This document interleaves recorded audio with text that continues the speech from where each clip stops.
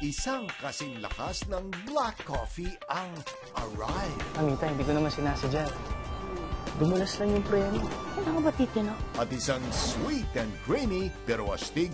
Diba, sabi ko sa inyo, lahat ho gagawin ko para sa'yo at sa akin, Maylene. Yan sina Arthur at Andy. Exact opposites pero parang kapit gatas kapag pinagsama. Kailangan mo ng pera. Kailangan ko ng boyfriend. Magkakasundo tayo. At kung may e-eksena pang strong and flavorful like Errol. Ikaw nagtuturo sa para ko magsalita. Oo, ako yun. At sophisticated tulad ng cafe latte like Arlene. Nandiyan ba si Errol? May dala ba siyang date? O di ba mas nakakaloka? Mapanindigan pa kaya ng ating mga bida ang charade nila? You're gay? Coffee Friends, ngayong October 8 na sa GMA Telemaban.